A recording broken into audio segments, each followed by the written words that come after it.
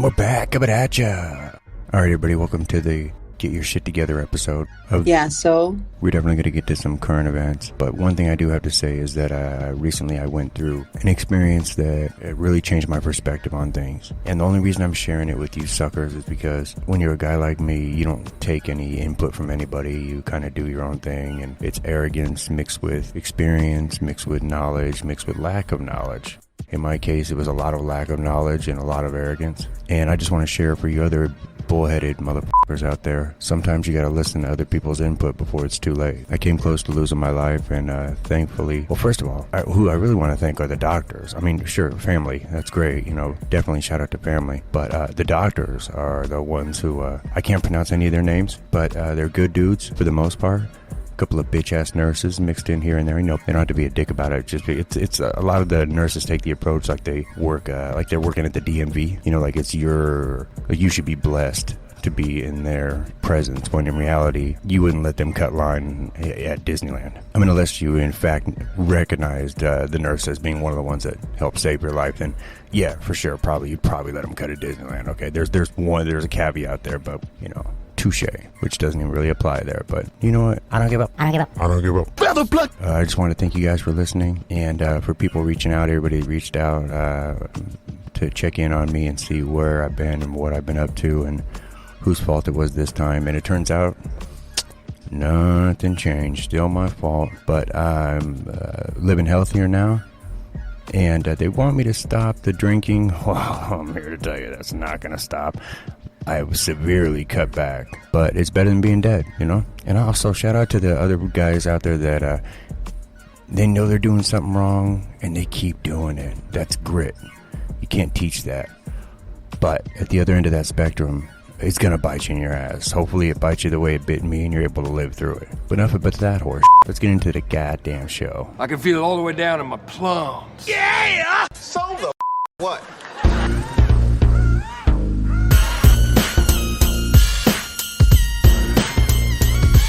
Let's drink some beers and The first thing I want to talk about is this video of this woman walking this werewolf on the side of the highway.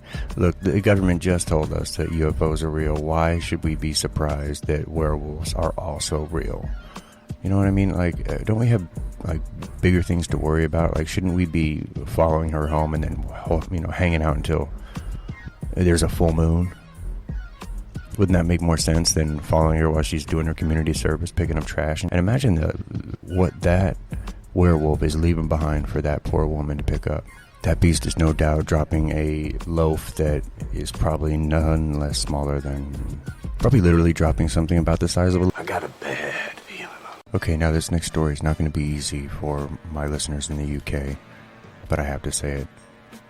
A gentleman is suing the UK company that he works for. I'm not sure what amount because I'm an idiot, but he apparently went to a pub crawl / golf game event and was encouraged to drink, and he got drunk, which naturally, of course, and fell and hit his head, and it turned out they had to remove half of his head, or almost half of his head, after inducing a coma, which he recovered from. He said he still has cognitive issues, but there's so many points here, I don't even know where to start.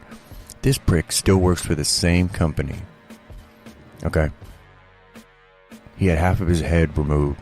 It looks awful. Don't worry, you're looking at the picture right now. You're welcome. And the fact that this guy has this guts to sue his current employer because he can't handle his liquor and his head can't handle a fall is absolutely ridiculous.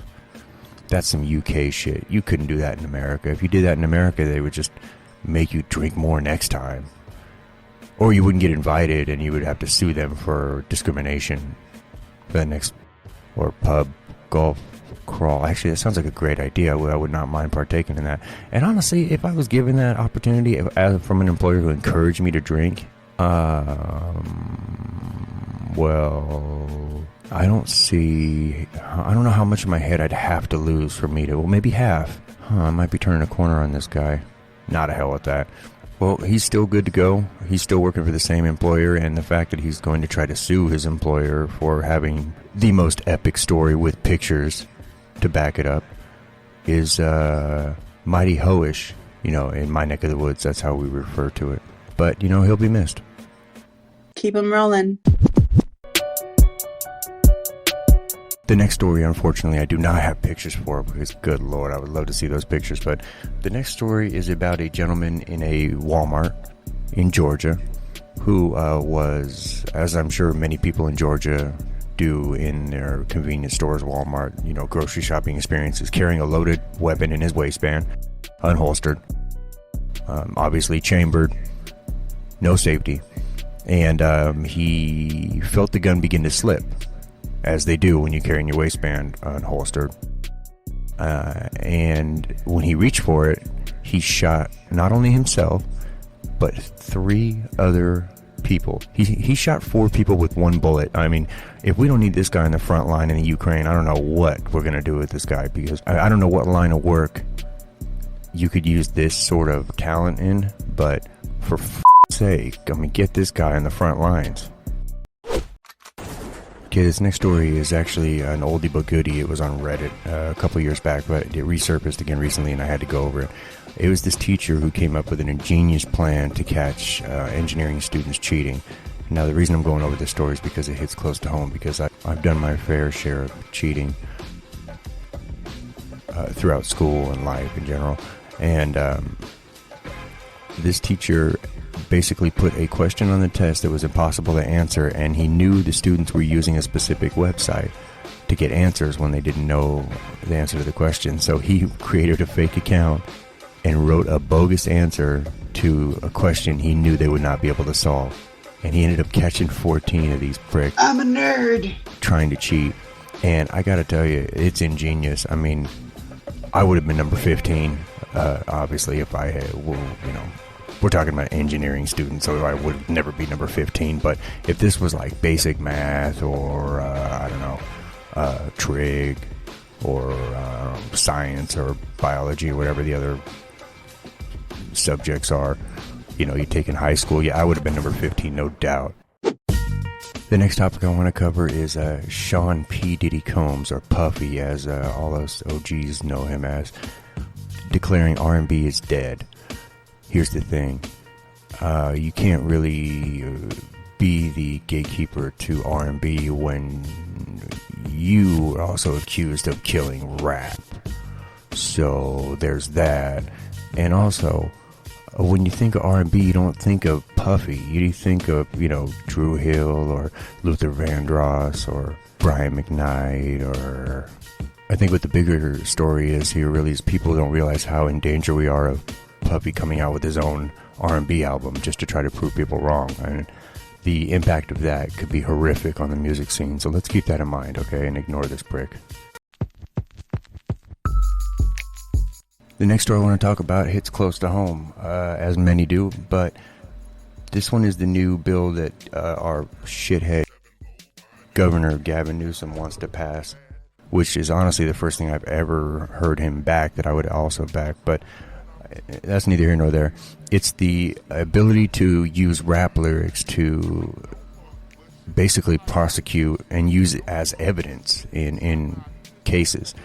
Now, they're referencing guys, you know, the newer guys these days, like Young Thug and Gunna and all these other guys. But if you turn back the clock, one of the first people to ever be put in jail because of rap lyrics is X-Rated, a rapper out of Sacramento.